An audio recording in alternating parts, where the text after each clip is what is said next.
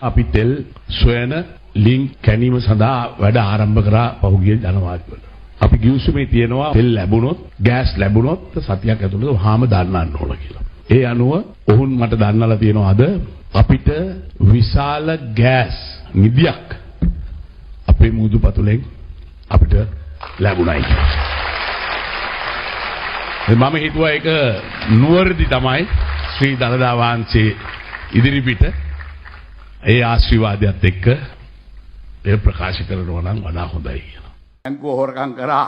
දැන් අපි බැංකු මංකොල්ල කාර්යෝ ඔක්කොම අධිකරණයට ගේනවා. ලංකාව චන්ද්‍රිකාවක් උඩුගුරට යැවීමට තවත් ඇත්තේ දින 9ක් පමණයි. මේ මාස 22 වෙනිදා චීනයේ සී චෑන් චන්ද්‍රිකා කක්ෂගත කරන මධ්‍යස්ථානයෙන් සුප්‍රීම් සැට් 1 චන්ද්‍රිකාව අභ්‍යවකාශගත කිරීමට නියමිතයි. ඩොලර් මිලියන 320ක වටිනාකමක් දරන මෙම ඓතිහාසික ව්‍යාපෘතියේ නිර්මාතෘ හා නියමුවාගෙන්ම ව්‍යාපෘතියේ අරමුණු පිළිබඳව අප විමසා සිටියා. එන්න මට පොඩි කාලේ ඉඳන් විෂන් එකක් තිබ්බා කවුරුත් කරපු නැති දෙයක් ශ්‍රී ලංකාවට කරලා දෙන්න. සුප්‍රීම් ගෲප් කම්පැනි එක ඇවිල්ලා අවුරුදු 2කට විතර කලින් මෙන්න අපි මේ වගේ යමක් කරමු ලංකාව නම ස්පේස් වලට ගෙනියමු කියලා මට ඉතාම ආශාවක් තිබුණා. මම හැබැයි ස්පේස් ගැන අධ්‍යයනය කරන පුද්ගලයෙක් වශයෙන් මම ඒතරත් ස්ටඩි කරගෙන හිටියේ එංගලන්තේ මේ අභ්‍යවකාශ විද්‍යාව. මට ඉන්ට්‍රස්ට් එකක් ආවා ඇයි අපිට මේක කරන්න බැරි? අපි පොඩි රටක් ඇත්ත. මේ පොඩි වුණාට විශාල දෙයක් කරන්න පුළුවන්. මෙම චන්ද්‍රිකා ව්‍යාපෘතිය හරහා ශ්‍රී ලංකාවට සැලසෙන තවත් වාසි රැසක් තිබෙනවා. ඉන් ප්‍රධානතම දේ වන්නේ ශ්‍රී ලංකාවට අභ්‍යවකාශ දැනුම සම්ප්‍රේෂණය වන ආකාරයයි. සැටලයිට් ලොන්ච් එකට පමණක් නෙවෙයි. මේක යටතේ එන තව පොඩි ප්‍රොජෙක්ට්ස් තියෙනවා. ලංකාවේ ප්‍රථම ස්පේස් ඇකඩමි එක ඩෙවලොප් කරන්න. ඒකට ලංකාවේ ඉන්න එන්ජිනියර්ස්ලා ට්‍රේන් කරන මධ්‍යස්ථානයක් නිර්මාණය කරන්න බලාපොරොත්තුවක් තියෙනවා. ඒකට ඒ වගේම අපේ ලංකාවේ ඉන්න ඉගෙන ගන්න කට්ටියන්ට මේ ඉන්ඩස්ට්‍රි ගැන වැඩි දැනුමක් නැහැ. දැනුමක් ලබා ගන්න අවස්ථාවක් තිබ්බට ඉදිරියට යන්න මගක් නැහැ. අපි මේ මග සලසන්න බලාපොරොත්තු වෙනවා. මෙම ව්‍යාපෘතියෙන් අපේ රටේ සම්පත් මෙන්ම වටිනා මානව සම්පතත් රට තුළම රඳවාගෙන රටට ප්‍රයෝජනයක් ගැනීමට හැකියාව ලැබෙනවා. අපි ගොඩක් බලාපොරොත්තු වෙන්නේ මේ ස්පේස් ඉන්ඩස්ට්‍රි එකේ බුද්ධි ගලණය නොවි ලංකාවේ තියාගන්න. ලංකාවේ කොච්චර දැනුවත් පුද්ගලයෝ ඉන්නවට බුද්ධි ගලණය සිදු වෙනවා. ඒ රටින් පිට වෙච්ච දැනුම ඥානය අපි නැවත ලංකාවට ගෙන්න එන්න ඕනේ. අපිට ලංකාවේ ඒ ඉන්ඩස්ට්‍රිය පටන් ගන්න නැතුව ලංකාවේ අපිට ඉන්ට්‍රොඩියුස් කරන්න නැතුව එන්න කියන්න බෑ ඇවිල්ලා මොනවා හරි කරන්න කියලා.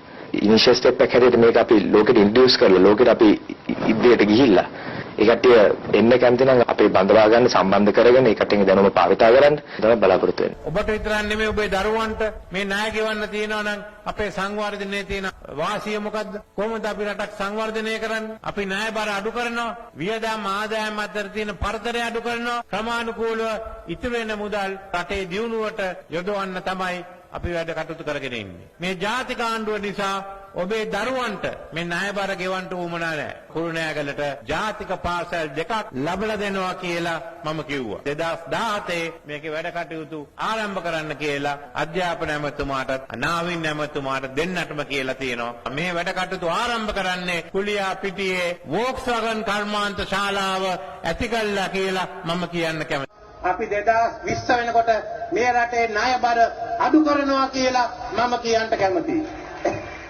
පරම්පරා ගණනාවකට මේ රාජපක්ෂ රෙජිමේ ණය ගෙවන්න උවමනා නැහැ.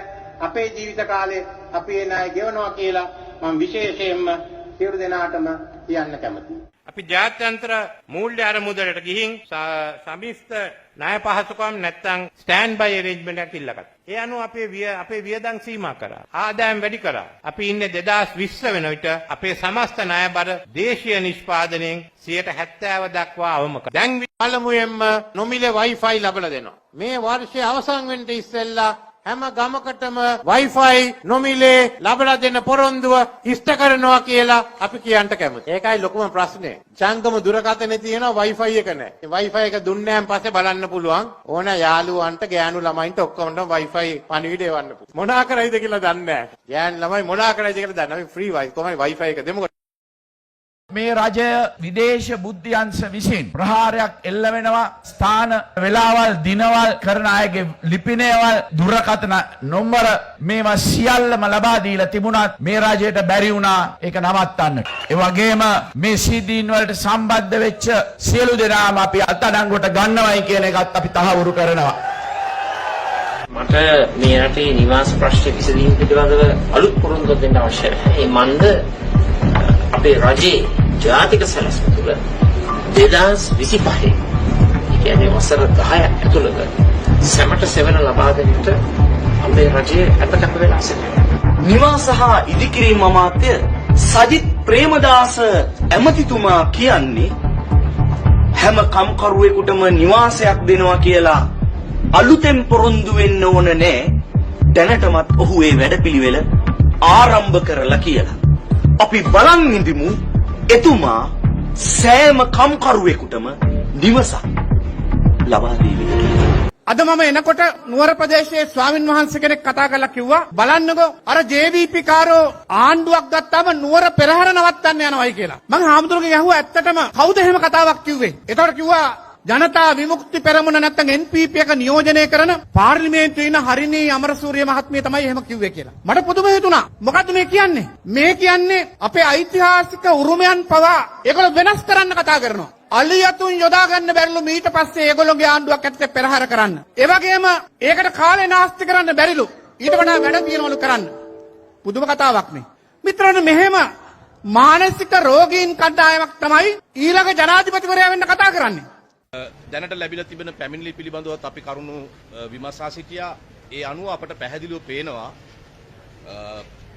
ඒ දැනට ඉදිරිපත් කළ තියෙන පැමිණිලි වලින් සාතිශය බහුතරය සාෆි නැමැති වෛද්‍යවරයා ඒ ශල්‍ය කර්මය කරගත්තාට පස්සේ Tamanට පළ ලැබුණේ නැහැ, දරුවෝ ලැබුණේ නැහැ කියන චෝදනාව තමයි අතිශය බහුතරයක් මවුරු මේ වන විට 300කට අධික ප්‍රමාණයක් පැමිණිලි කරලා තියෙනවා.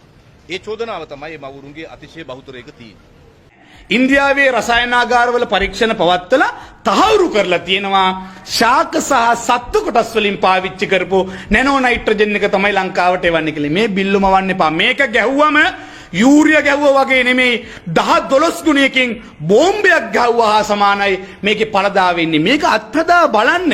මේක මහා සංග්‍රාමයක්.